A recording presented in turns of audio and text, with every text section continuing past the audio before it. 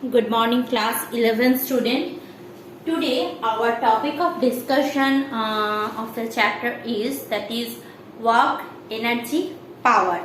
Okay, so today we are going to discuss the topic work, energy, power.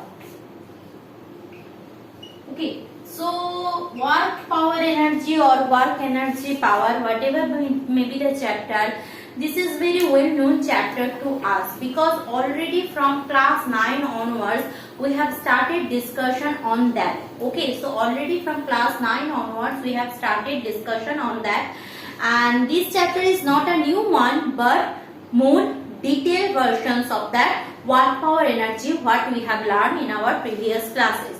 So let's go with that. So let's I'm starting with some basic preliminary ideas. What is very you are very habituated with this ideas. Suppose means what is work? See, in physics, in the terms of physics or in the terms of science, work is something means if you are giving force to an object and the object is changing its position. Okay, you are giving force to an object and the object is changing its position. So if the object is changing its position with respect to what? With respect to the reference point from where it has started its journey.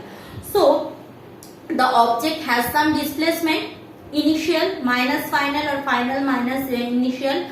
So object has some displacement, and if I want to calculate how much work has been done, we need to do the dot product between force and displacement. Since force is a vector quantity and displacement is also another vector quantity, so if we are proceeding with the dot product of force and displacement, we are definitely getting a scalar quantity. Clear? So that's the very basic things of work. So work done is said to be done only when a body is acted upon a force moves actually through some distance. So I can say a object is doing some work if the object is changing its position. So suppose this is the initial position A, you are giving force to the object and after that it is here. Clear? This is the position B. So this much is the displacement ds. I can say ds. Why I am writing? Because I am taking it as a small displacement. So if a small displacement done by the object, so that is suppose ds. So A to D displacement is ds. So work done W will be equal to F dot ds, where F and ds both are the vector quantity. So work done, there are different types of work done. It can be done by a constant force, it can be done by a variable force.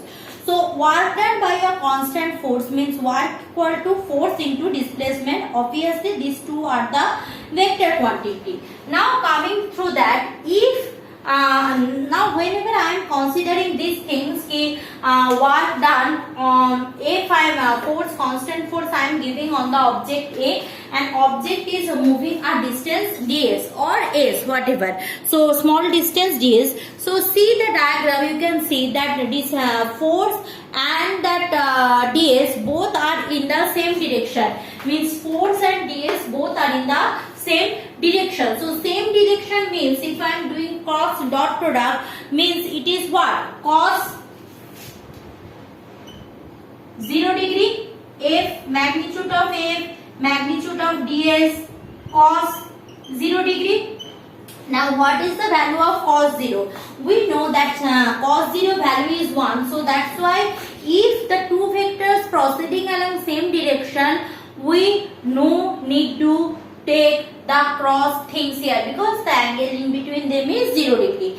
Now if there is an angle, in which case the angle between force and displacement should have an angle. Let's see in which case it happened. Suppose you are giving force to an object or suppose here I am having an object. Instead of giving force along this direction, I am not giving the force along this direction. Suppose I tied the object here by a string and dragging it continuously, and after that obviously if I drag the object by a force like this, here I am having a string, so I am dragging an object with a force, so obviously the object will move forward This is the distance ds moved by the object. Now you see carefully. This is the direction of ds. This is the direction of f. So the angle between them is theta. Clear? Angle between f that is theta. Now see, we know from our beginning concept of vector analysis that if this is my vector f and if I want the same vector component along this direction, so this is my vector along this direction, my component is f cos theta and this one is f sin theta. Clear? This direction I am component here, I am having f cos theta and the perpendicular direction is f sin theta. So if it is like that, so obviously in this case my work done will be W equal to F ds cos theta or S cos theta, or it can be written as F cos theta. For large displacement it will be F cos theta. Clear? So if we are having an angle between force and displacement, so that time what will be written as F S cos theta, or simply the dot product of F dot S. Clear? Dot product of F dot S. Now what is the dimension of the work? We know already. Work means what? Force and displacement. So dimension means W equal to force. Force dimension is ml t to the power minus 2. So dimension of force is ml t to the power minus 2. Dimension of displacement is what? S. S displacement is what? S dimension means what? Length. So L. So together my work dimension is ml square t to the power minus 2. So work dimension is ml square t to the power minus 2. Now work, what is the unit of work? Work units are two types. These all are just the recapitulations of class 9 and 10 syllabus. That is all the recapitulation of class 9 and 10 syllabus. So I am again telling. So what are the unit of work? See, work has basically two units. One is gravitational unit, another is absolute units.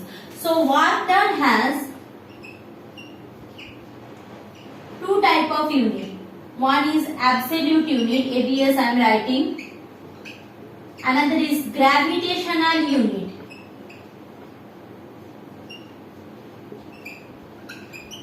So work has two units. One is absolute unit, another is gravitational unit. What is absolute unit? Absolute unit is that unit where I am not considering the work according to the gravitation, means horizontal axis or x-axis any work is going on, that time I am consider about that absolute unit. And if the work is along the vertical direction or along y-axis, so I will consider that in terms of the gravitational unit. So absolute units, two units are there. One is SI unit, that is joule, and CGS unit, that is arc. Clear? And in case of gravitational unit, obviously we are having two gravitational unit. One is that kg meter, another is gram meter. So one is kg meter, another is gram meter. Now what is kg meter and gram meter? Gram centimeter. Kg meter and gram centimeter. So kg meter means, kg meter basically that is equal to, I am telling you, that is if an object is moving towards the gravitational force, so that time the force acting on an object is actually my weight, W equal to m into g. Now g means what? 9.8 Newton. So I can write it as 9.8 m Newton. Clear? So that time if I am dragging the object with of unit mass object, means if the mass of the object is 1, so that time it can be written as 9.8 Newton, means 9.8 Newton is equal to what? That SI unit of work I am telling, means 1 kgm is equal to, remember that 1 kgm equal to 9.8 of joule. Similarly 1 gram centimeter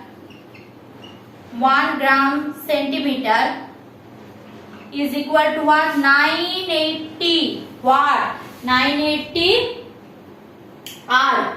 So because this is that acceleration due to gravity, this is also comes from acceleration due to gravity. So these are the two units of work done. One is absolute unit, another is gravitational units, and depending on application we will use that one of them, any one of them.